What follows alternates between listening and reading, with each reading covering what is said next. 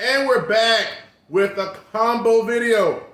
Yes, I'm doing the week 10 and 11 transparency post video and the week 12 waivers. So we're just gonna jump right into it and we're gonna get to the content. It's your first, I don't care if it's your first time. Enjoy the video and hopefully get some substance from it. All right? Not gonna ask you to subscribe and none of that type of stuff. I'm not in the business of that. So check it out, guys.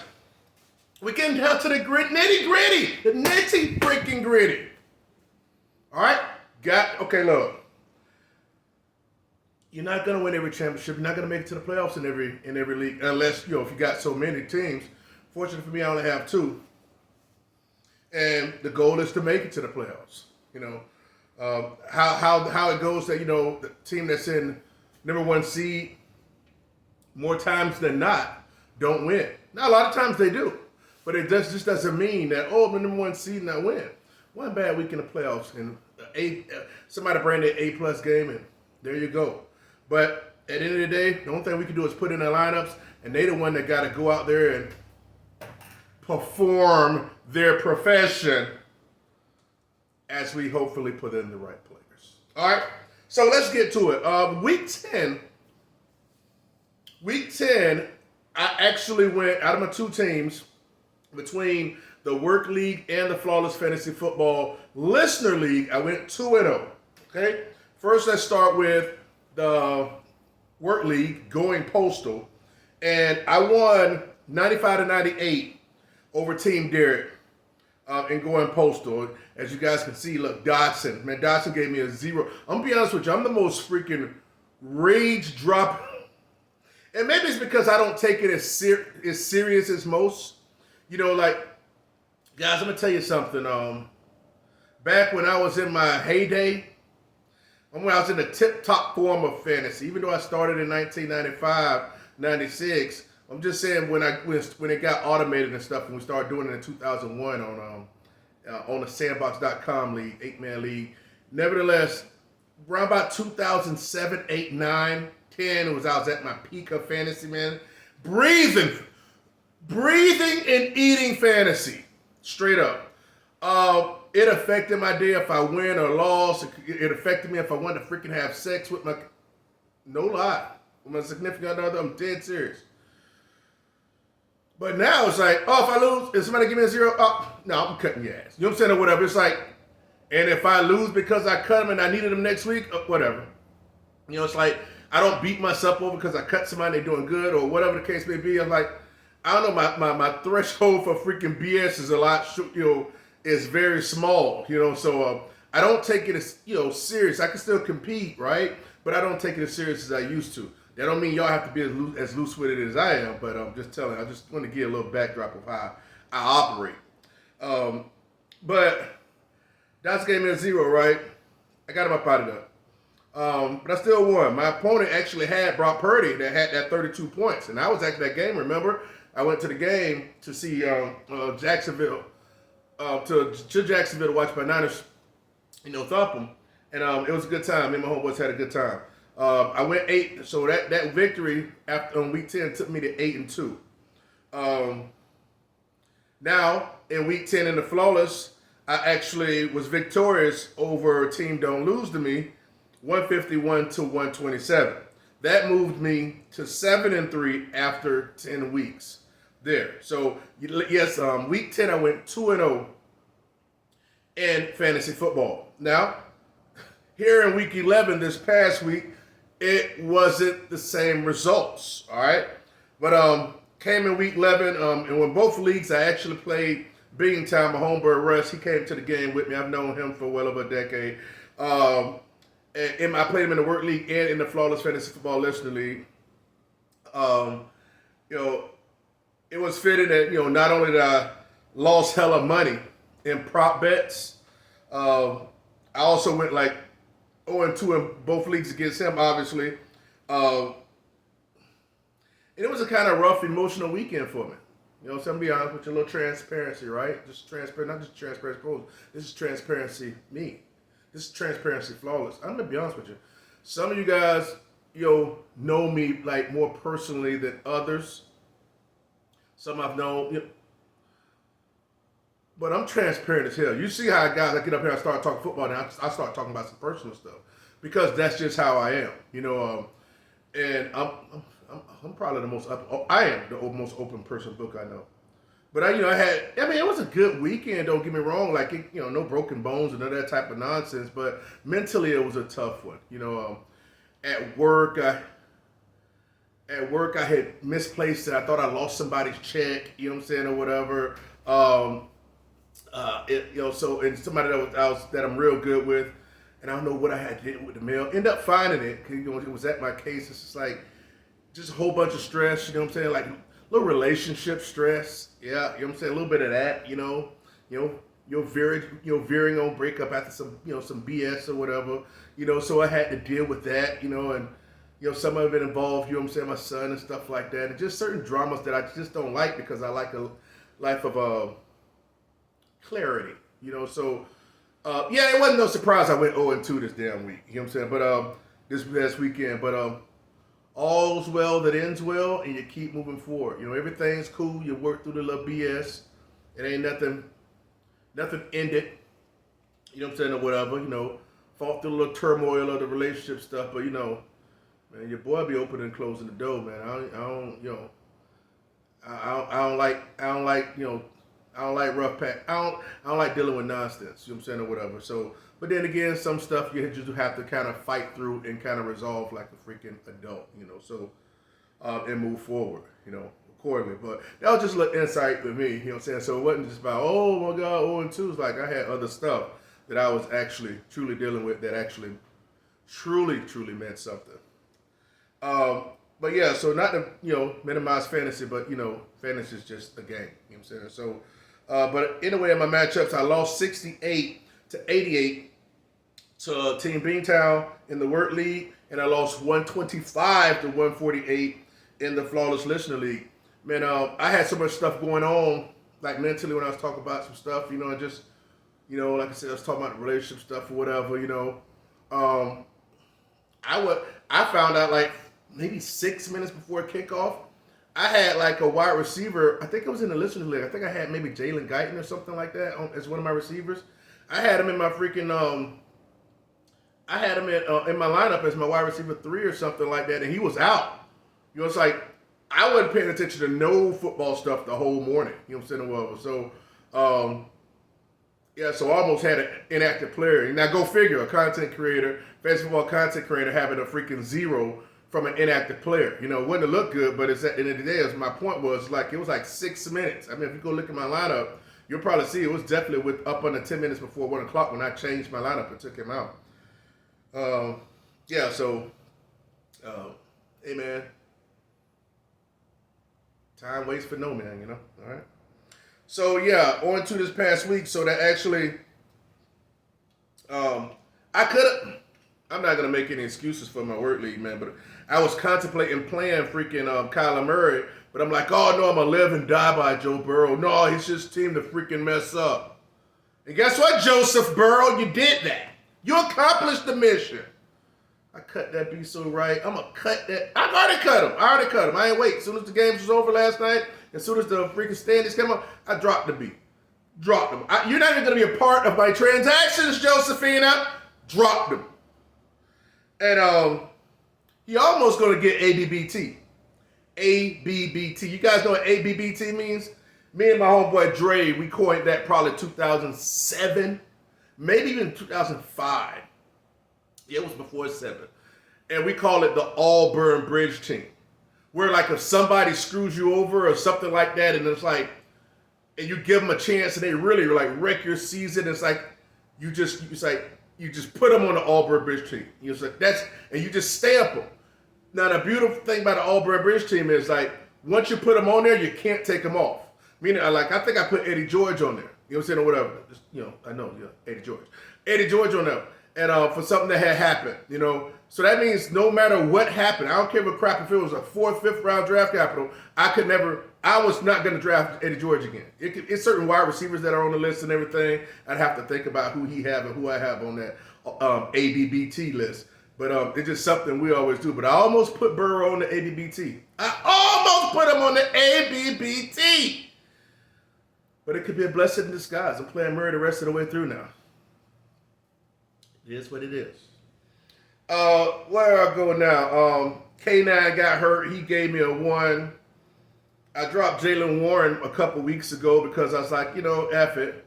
Then freaking Team Beantown picked him up. He had 22 points on the bench. I could have used him. But, hey, who knows? Maybe that loss, I'm still currently in second place with a bye week in the work league, but maybe that loss kind of put me in position to where maybe I play somebody that I can beat. You never know how life works like that. So we'll see. It ain't the end of the world. I'm in second place still. So, yeah, that was that. And, I added Moody, kicker. I'm like, man, you know what? I'm going to just go with my Niners, right? So I added Moody in both leagues, and I had the Seattle kicker. Seattle kicker had 15, and Moody had 9. I just knew Moody, since San Francisco's going to be playing better, Moody's going to give me solid numbers. But, of course, Seattle kicker, boom, boom, Mike, boom, boom, boom, boom, boom, boom. So, of course, I'm going to keep Moody, the rest of the, I don't care because Seattle plays San Fran anyway. But, yeah, I'm going to keep Moody the rest of the way. Just going to take what it gives me. I'm not going to be going through this kicker nonsense. So, but, yeah, man, it's all good, man. It's just crazy. Like, man, shaking my damn head. So, after week 11, I am 8-3. And in sole possession of second place in the work league. And I am 7-4 and in third place in the Flawless Fantasy Football Listener League. So, yeah, man, with all the type of me sitting up here and giving you guys information and getting an insight of who I like and who and then still playing against that. Plus, even with Beantown as well, because he's somebody I played fantasy football with a long time, and I kind of birthed and gave him a lot of information that he's learned a lot of. It's hard to compete that way, but at the end of the day, I'm doing this for you guys. You know what I'm saying? And it's worth it. So, let's just talk about the waivers. All right, just peruse through the waivers. That was my recap. That's what it is. Hopefully I can go. I ain't going 0-2 this week. Try to go back to another 2-0. Now, Mr. Freshly Squeezed, my boy Joey T, don't want to hear that. Joey T texted me. He asked me how many people go to the playoffs. And I said, top 6 out of 12. Not the top 7, because only top 7 if the skeleton team make it, so I'll pull them out. So then he had texted me, like, oh, it's me and you this week. The gloves are off. And I was like, yeah, I just thought about you, man. I said, I just thought about who I was playing in traffic. And I looked and I saw it was you. And I was like, oh, no wonder he sent me that text message. And, but yeah, man, I'm going to have to go ahead and, man, you're my dog, George. I'll help you out, George. You need a win, bro? You need a win? Holler at me. I'll think about it. I'll think about pulling the dogs off you, all right? I'll think about it. No promises. So let's just get to the quarterbacks, guys. Look, I am not going to sit up here and tell you, hey guys, go pick up Jake Browning and Boyle and Tommy DeVito. I ain't going to tell you that. The guys play against rough teams, and Browning play against Steelers, and Boyle and DeVito play against Patriots. No. Man, play with who you got. Play with who you have on your team. Now, let's say if you got somebody on your team that you really don't fit, hopefully you picked up somebody like Dobbs, and he played against the Bears on Monday night. Or maybe you picked up old boy that I was just talking about for Arizona. You know what I'm saying? And you can play him. But if you haven't now, I got 2 guys for you. You can either go with one of the Saints quarterbacks, may it be Carr or Jameis, because Jameis coming that much. Jameis gonna throw it right arm off. Throw it off. It's gonna go down the field when he throwing it to other receivers. So either of them 2, because they play Atlanta in the Dome. And he'll have all his weapons at his disposal and stuff like that, and Kamara and dumping it down and stuff like that. So either one of those quarterbacks can have the starter, obviously, is in good streaming condition, favorable streaming option. I hate to even say this, but I can't even say it. I'll wait to see it then. You could go and you could get old boy for Tampa Bay. You can go get him. Because he has a good week that we could play him, but or you could play No, Minshew. I meant Minshew. You can play Minshew against the Bucks. But it could go either way with that, with those situations. But I don't know, man. Buccaneer quarterback, he dumped it down to the quarterback a lot. You know what I'm saying? He'll probably get maybe one, possibly two passing TDs. Not much of a ceiling, but all depends how high that game gets scored. But maybe I'll just say it. Will Levis. Maybe you can go Will Levis. He plays at home against Carolina this week. I can see it could be one of these games where he get fluky with the touchdowns again and have a nice day. Man, you talking about scraping the bottom of the barrel, though. When you fight for playoff chances, I wouldn't do that. So I usually play with whoever I got. May it be a quarterback for Washington, whoever, this, that, and the other. Just play that guy. I'd rather just go down with the guy that's been giving me games and substance outside of playing somebody that you'll love to regret. So let's just keep that moving. I'm going to leave that guy up to you guys. So I gave you the Saints starting QB, Will Levis, or anybody in that Colts Buccaneers game. Let's get to the running backs. Now everybody's all Charbonnet, right? Oh, Charbonnet! Oh, Charbonnet, I've been waiting for you. K9 just doesn't do it for me. Charbonnet should not be on free agent list. Now, granted, sometimes in some small percentage of leagues they are. But everybody and mama know that K9 was going to get hurt eventually and he was going to lose some time. He might just miss a week, but Kenneth Walker was not going to play all the games. Plus, Charbonnet been showing that he can rush. Now, it's a rough outing against the 49ers. Hey, but he's going to be getting the totes. He's going to get all the volume. I'm planning to be in both my leagues. In both my leagues, I have Kenneth Walker, and I had Charbonnet. So Charbonnet going in against my Niners. Yes, I don't care if they're my Niners. They ain't my Niners, but, I'm playing them. I remember one day back in the day, it was week 2. I want to say it was the year that I had Peyton Manning. Yeah, it was. The year I had Peyton Manning, and he threw 7 touchdowns week 1. He threw 55 on the year. I lost that week because nobody else, only 1 or 2 players came to play. I lost by like 6 points. It sucked, man. Mind you, after throwing 7 touchdowns, just like a Thursday night, man, you walking around with your chest out and stuff like that, still lost. But I won the championship that year. And but week 2, I had Marshawn Lynch. I picked Peyton at the 112. I had 12 picks. I picked Marshawn at the first pick in the second. Coming back up. And Marshawn Lynch was playing against San Fran. You think I sit up and be like, oh man, I don't want to play Marshawn because my Niners are so tough. Man, the Niners was tough. They had freaking, I think, Patrick Willis and stuff like that back then or whatever. I started them. Marshawn scored 2. And I believe San Fran won. So I got the best of both worlds. And I won my weekday. And I got the 1-1. I believe it. So a lot of people are like, no, I'm not going to play this guy's against my Dolphins. Like, shit. Stupid. So Charbonnet, Jaylen Warren, if he's still out there, Singletary. But Pierce is coming back. But, Singletary's running hot. Ty Chandler, he's explosive.